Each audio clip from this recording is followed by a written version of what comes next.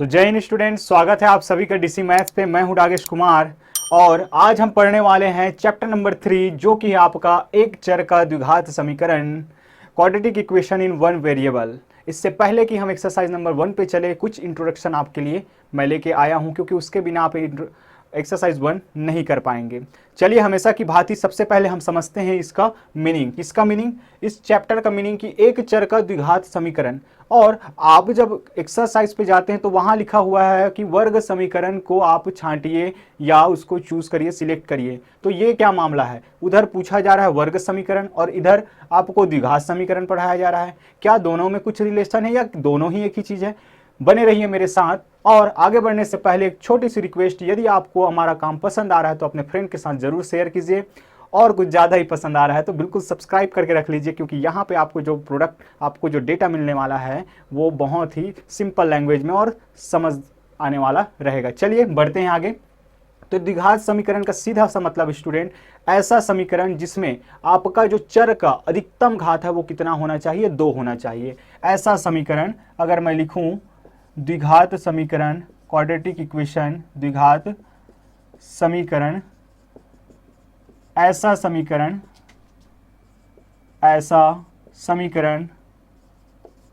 जिसमें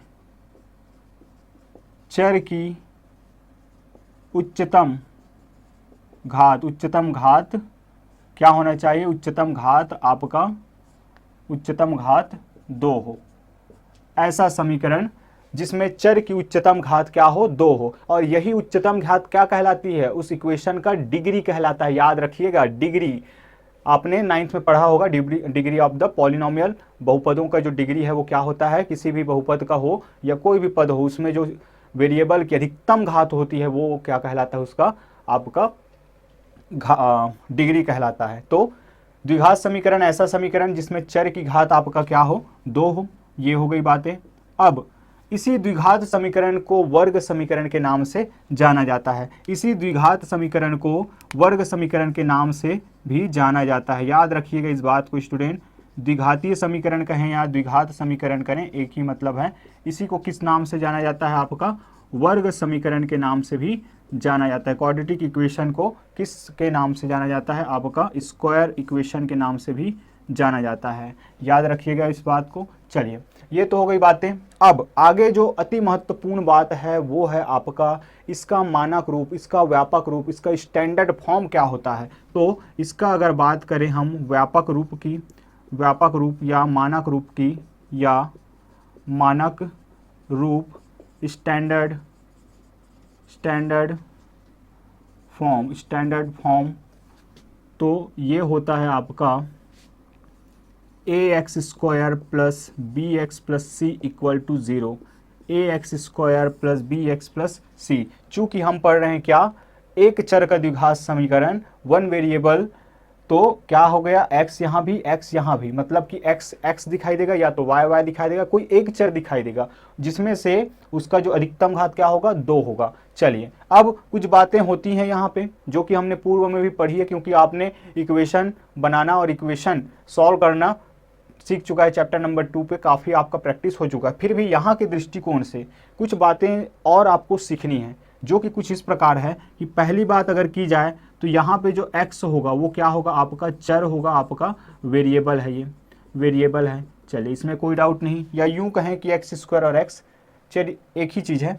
चलिए, दूसरे नंबर पे आपको ज्ञात रखना है कि a जो है, a x² व b जो है x का गुणांक है, x का गुणांक है।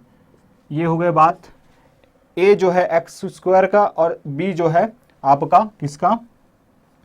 x का गुणांक है। और तीसरी चीज आप जानते ही हैं, तीसरे को क्या कहते हैं? आपका अचर पद है, अचर पद है, कांस्टेंट टर्म है।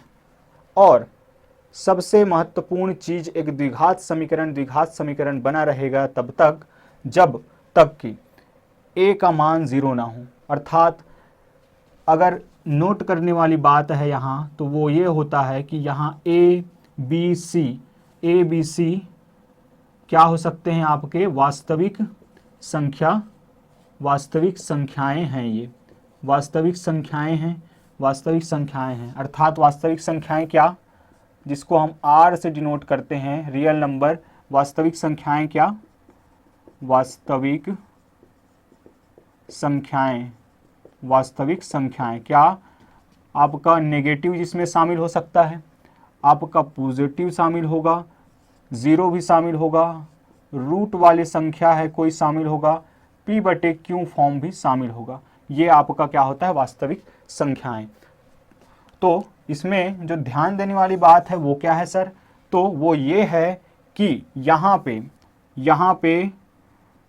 पे किंतु अगर हम बात करें, परंतु a is not equal to zero, या a कभी भी ज़ीरो नहीं हो सकता। क्यों नहीं हो सकता, आपको पता है कि a अगर ज़ीरो हो गया तो एक्स स्क्वायर ज़ीरो हो गया, और एक्स स्क्वायर ज़ीरो हो गया तो क्या इस पूरे समीकरण में अधिकतम घात 2 रहेगी, बिल्कुल नहीं रहेगा। एग्जैक्टली तो इसी कारण से अगर घात 2 नहीं, अधिकतम घात 2 नहीं, तो द्विघात समीकरण बनेगा कैसे। तो सब कुछ रियल नंबर्स तो हो सकते हैं, ज़ीरो भी शामिल है क्योंकि, लेकिन a बस ज़ीरो नहीं हो सकता, b चलेगा, c चलेगा, ज़ीरो हो जाए कोई मतलब नहीं, कोई फर्क नहीं पड़ेगा, लेकिन a जो है आपका ज़ीरो नहीं हो सकता। ये हो गई बातें। अब इसके बाद आपको याद रखना है इसके रूट्स, कितने रूट्स होते हैं यहाँ पे। तो द्विघात समीकरण के, अगर हम द्विघात समीकरण के मूल, द्विघात समीकरण के मूल जो है वो आपको पता होना चाहिए। तो द्विघात समीकरण में अधिकतम घात कितनी होती है, 2, इसीलिए यहाँ पे जो मूल होंगे वो कितने होते हैं, 2 मूल होते हैं। कितने मूल होते हैं, द्विघात समीकरण के 2 मूल होते हैं। कितने मूल होते हैं, 2 मूल होते हैं, जिसे अल्फा व बीटा से दर्शाते हैं, जिसे अल्फा व बीटा से दर्शाते हैं। इस तरीके से आपका ये 1 मार्क का क्वेश्चन तैयार हो गया। ये 1 मार्क का क्वेश्चन तैयार हो गया, बहुत ही इंपॉर्टेंट और टीचर्स की पसंदीदा, कि इसमें कौन ज़ीरो नहीं हो सकता, आपको दे दिया जाएगा। तो ए जो है कभी भी ज़ीरो नहीं हो सकता। अल्फा और बीटा क्या होते हैं, आपके द्विघात समीकरण का क्या मूल होते हैं, रूट्स होते हैं।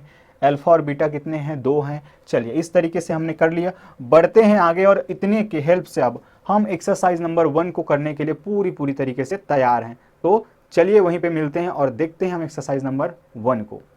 तो आइए स्टूडेंट, अब हम डिस्कस करते हैं एक्सरसाइज नंबर 1 को, जिसमें आपसे पूछा गया है कि निम्नलिखित में से आपको क्या फाइंड करना है, क्या सिलेक्ट करना है। आपको स्क्वायर इक्वेशन है, जो आपका वर्ग समीकरण है, उसको क्या करना है, निकालना है। क्या अर्थ है सर, आप क्या करेंगे, आपको अगर याद हो तो हम अभी क्या देखें, मानक रूप देखें, ax का square plus bx plus c equal to 0। ये क्या होता है, आपके जो द्विघात समीकरण होता है उसका मानक रूप होता है। अगर इस रूप के अनुसार ये सभी अगर उस पर खरे उतर पाते हैं, ये भी वैसा ही रूप अपना दिखा पाते हैं, तो क्या कहला जाएंगे, ये आपका द्विघात समीकरण।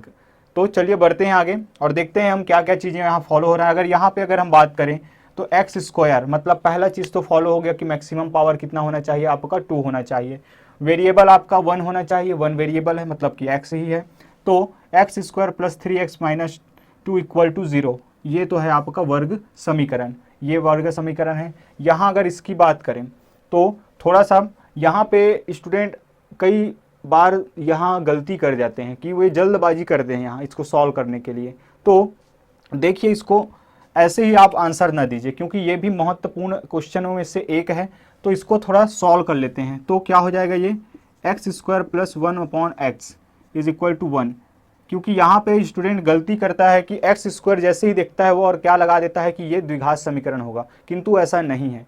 तो क्या है सर, तो ये है, देखिए 2 तरह से आपको दिखाता हूँ। पहला तरीका ये रहा, एक्स स्क्वायर प्लस, अगर आपको द्विघात घातांक का नियम अगर पता है, तो जब ये x अगर मैं पलटता हूँ, इसको ऐसे ऊपर ले जाना चाहूँ, तो यहाँ पावर 1 है, अर्थात 1/a⁴m इज इक्वल टू, अगर मैं इसको ऊपर ले जाना चाहूँ तो ये बदल जाता है इसमें। ये होता है लॉज ऑफ एक्सपोनेंट्स का एक फॉर्मूला।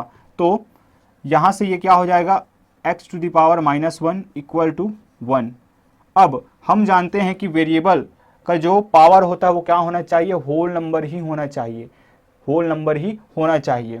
ये हमने पॉलिनोमियल बहुपद में बिल्कुल अच्छे तरीके से सीख चुका है कि जो चर की ये जो घात हैं वो क्या होना चाहिए, हमेशा होल नंबर होना चाहिए, पूर्ण संख्या होना चाहिए, जो कि कहाँ से कहाँ तक, 0 से इनफाइनाइट तक चलता है। तो यहाँ तो आ गया -1 और होल नंबर में आपका W इज इक्वल टू होता है 0, 1 टू इनफाइनाइट। कोई भी यहाँ पे नेगेटिव संख्याएं नहीं आती हैं। तो इस तरीके से हम कहेंगे कि ये आपका द्विघात समीकरण नहीं होगा। दूसरा तरीका आप देख सकते हैं कि अगर मैं इसको हल करता हूँ तो x इंटू एक्स क्या हो जाएगा, x इंटू एक्स स्क्वायर क्या हो जाएगा, x to the power 3 plus 1 upon x is equal to 1।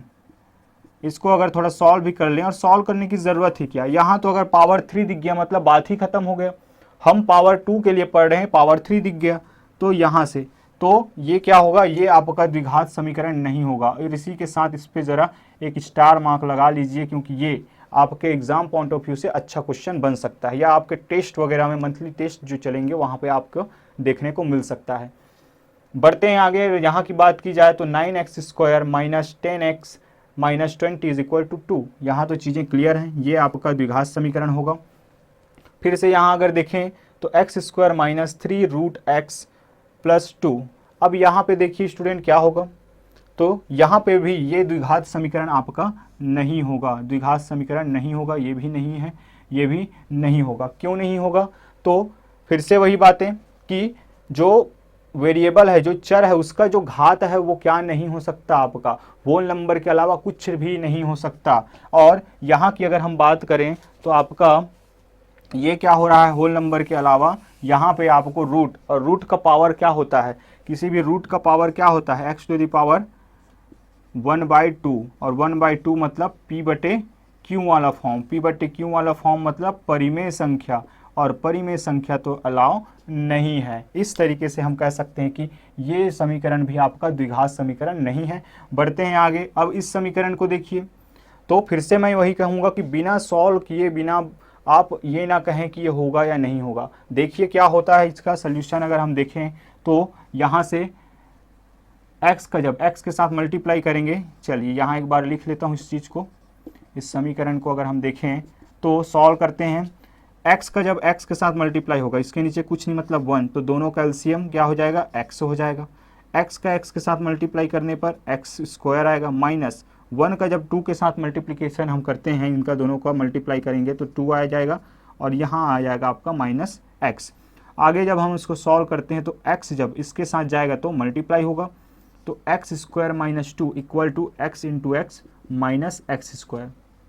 Minus x square इधर चल के आ जाएगा तो ये हो जाएगा प्लस एक्स स्क्वायर, और इसके साथ फिर 2x square minus 2 equal to 0। ये आपका इक्वेशन बनेगा स्टूडेंट। ये इस तरीके से ये आपका क्या हो गया, ये आपका द्विघात समीकरण हो गया, और ये भी काफ़ी अच्छा क्वेश्चन निकल के आता है। बढ़ते हैं आगे। अब यहाँ की बात की जाए तो अब यहाँ पे क्या होगा, वो द्विघात समीकरण नहीं होगा, नहीं होगा जी, ऐसा नहीं है, ये होगा। क्यों, क्योंकि ध्यान से अगर देखें तो x स्क्वायर है, x की पावर 1 है, और हमने बात क्या किया है कि आपके वेरिएबल का पावर जो है वो होल नंबर रहेगा। लेकिन इससे पहले हमने देखा कि जो इनके गुणांक है, a है, b है, c, वो क्या हो सकते हैं, रियल नंबर हो सकते हैं, अर्थात नेगेटिव, पॉजिटिव, जीरो, रूट वाले, p/q के फॉर्म में ये हो सकते हैं। ये जो गुणांक है वो इस तरीके से ये जो होगा वो आपका द्विघात समीकरण होगा। यहाँ पे अगर बात की जाए तो ये भी द्विघात समीकरण है। क्यों है, क्योंकि x स्क्वायर है, माइनस 10x है, चाहे अचर पद रहे या ना रहे कोई दिक्कत नहीं, लोड लेने की बात नहीं है। ये आपका नहीं होगा, ये तो कोई भी बता देगा, क्योंकि हम चैप्टर पढ़ रहे हैं एक चर का द्विघात समीकरण, और यहाँ तो आपको 2 चर दिखाई दे रहे हैं, तो नहीं होगा वो। चलिए ऐसे ही 9th अगर हम देखें तो x plus 5 is equal to 7, तो ये भी तो बिल्कुल होगा ही नहीं। इसका कारण क्या है, पहली बात तो ये कि x स्क्वायर नहीं है, और वो नहीं है तो कुछ बात ही नहीं है, सीधा सा मतलब है कि वो नहीं तो कुछ नहीं। अब यहाँ पे ये होगा, क्योंकि जब इसको सॉल्व करेंगे तो x इंटू एक्स क्या हो जाएगा आपका x स्क्वायर, और x इंटू 8 करेंगे तो आ जाएगा आपका माइनस 8x इक्वल टू 0। इस तरीके से हमने एक्सरसाइज नंबर 1 कंप्लीट कर लिया, और एक छोटा सा और क्वेश्चन यहाँ पे आगे पे दिया गया है, एग्जाम्पल नंबर 1 और एग्जाम्पल नंबर 2, जिसमें से मैं आपके लिए एग्जाम्पल नंबर 2 समझाने वाला हूँ, और 1 आप प्रैक्टिस के रूप में उसको आप करने वाले हैं। तो एग्जाम्पल नंबर 2 का कहना है कि इस पे कुछ वैल्यू दी गई हैं x के, जैसे कि 2 और 3। अब उस 2 और 3 को क्या करना है, हमें इसको रूट है या नहीं ये हमें ज्ञात करना है। जो x इज इक्वल टू 2 और x इज इक्वल टू 3 है स्टूडेंट, उसको हमें ये फाइंड करना है कि क्या वो ये रूट है इसके। अब रूट के बारे में थोड़ी सी और जानकारी, जैसा कि हमने देखा कि कितने रूट होते हैं, एक द्विघात समीकरण के 2 रूट होते हैं। क्वाड्रेटिक इक्वेशन के कितने मूल होते हैं, 2 मूल होते हैं, जिसको अल्फा और बीटा से हम शो करते हैं। तो 2 चीज़ें तो यहाँ दी गई हैं, 2 मान दिए गए हैं। अब जानना कैसे, चेक कैसे करेंगे, तो अगर आपको याद हो तो हमने बहुपद के जो चैप्टर है उसमें एक शून्यक नाम का क्या पढ़े थे, एक टॉपिक पढ़े थे, जीरोस। तो जीरोस क्या होते थे कि एक ऐसा मान, एक x का एक ऐसा मान, चर का एक ऐसा मान जो उस बहुपद में अगर रखा जाए तो उस बहुपद का पूरे का मान क्या कर देता है, 0 कर देता है। तो वैसे ही ये जो रूट होते हैं वो ये क्या होते हैं, इस समीकरण का सल्यूशन होते हैं, हल होते हैं। तो उनको अगर मैं यहाँ पे रख दूँ तो जो मेरा इसका सॉल्व करूँगा तो यहाँ क्या दिखाई दे रहा है, राइट हैंड साइड पे 0, तो वो भी क्या देगा, मुझे 0 देगा। अर्थात लेफ्ट हैंड साइड और राइट हैंड साइड अगर 0 हो जाएं, इक्वल हो जाएं, किसकी वजह से, उस रूट की वजह से, उस x के मान की वजह से, तो वो उसके मूल होगा। फिर से, अगर वेरिएबल के मान की वजह से मेरा लेफ्ट हैंड साइड और राइट हैंड साइड किसी इक्वेशन में इक्वल हो जाए तो वो जो वैल्यू है जिसको मैंने यहाँ पे रखा है, जिसकी वजह से मेरा दोनों पक्ष क्या हो गए, बराबर हो गए, तो वो क्या कहलाएगा, इसका एक रूट कहलाएगा। चलिए तो पुट करते हैं सबसे पहले, क्या x इज इक्वल टू क्या रखने पर, सबसे पहले हमें x इज इक्वल टू 2 रख लेते हैं। तो x इज इक्वल टू 2 रखने पर, इसलिए आपका 2 जब हम रखेंगे यहाँ तो 2 का square minus 5 into 2 plus 6 equal to 0। आगे बढ़ते हैं, 2 का स्क्वायर 4, 5 इंटू 2 क्या हो जाएगा, 5 इंटू 2, तो यहाँ पे -10 प्लस 6 इक्वल टू 0। आगे बढ़ते हैं, ये रहा नेगेटिव, ये पॉजिटिव, तो 4 प्लस 6 क्या हो जाएगा, 10 माइनस 10 इक्वल टू 0। तो यहाँ से क्या हो जाएगा, 0 इक्वल टू 0। और क्लियरली, या चूँकि left hand side is equal to right hand side, ये आ गया। तो कब आया, जब हमने x इज इक्वल टू क्या रखा है, जब हमने x इज इक्वल टू 2 रखा तो लेफ्ट हैंड साइड जो है राइट हैंड साइड के इक्वल आ गया। अतः x इज इक्वल टू 2 द्विघात समीकरण का एक मूल है। इसी प्रकार अगर मैं यहाँ देखूं तो इसी प्रकार x इज इक्वल टू 3 रखने पर, इसलिए क्या हो जाएगा, इस इक्वेशन में अब 3 रखेंगे तो 3 का square minus 5 into 3 plus 6 is equal to 0। आगे जब हम सॉल्व करते हैं तो 3 का स्क्वायर मीन्स 9 माइनस 5 इंटू 3 हो जाएगा 15 प्लस 6 इज इक्वल टू 0। 9 और 6 पॉजिटिव हैं तो दोनों को एक साथ रख लेते हैं, तो ये हो जाएगा 15 माइनस 15 इज इक्वल टू 0। इस तरीके से 0 इक्वल टू 0। फिर से वही कोट करेंगे हम बातें कि चूँकि left hand side is equal to right hand side, कब, जब हमने x इज इक्वल टू 3 रखा, तो इसके कारण से ये दोनों पक्ष बराबर हुए हैं। तो और किस में रखने पर, इस इक्वेशन में, तो इस इक्वेशन का क्या हो जाएगा, ये एक रूट होगा। यही बातें आप लिखेंगे। अतः x इज इक्वल टू 3 भी इसका एक रूट है। इसी तरीके से आप एग्जाम्पल नंबर 1 को आप करेंगे।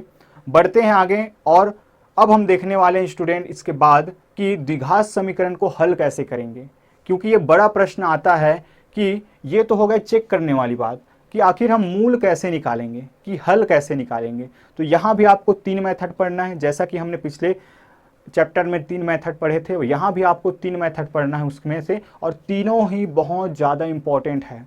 हर साल वहाँ से क्वेश्चन निश्चित है, तो बने रहिए हमारे साथ। और अगर इससे रिलेटेड कोई क्वेश्चन है आपके पास तो ज़रूर हमें कमेंट पे बताएं, या आप dcmaths22@gmail.com पर भी हमें मेल कर सकते हैं। तो मिलते हैं हम नेक्स्ट वीडियो लेक्चर में, तब तक के लिए प्रैक्टिस पर ध्यान दीजिए। जय हिंद।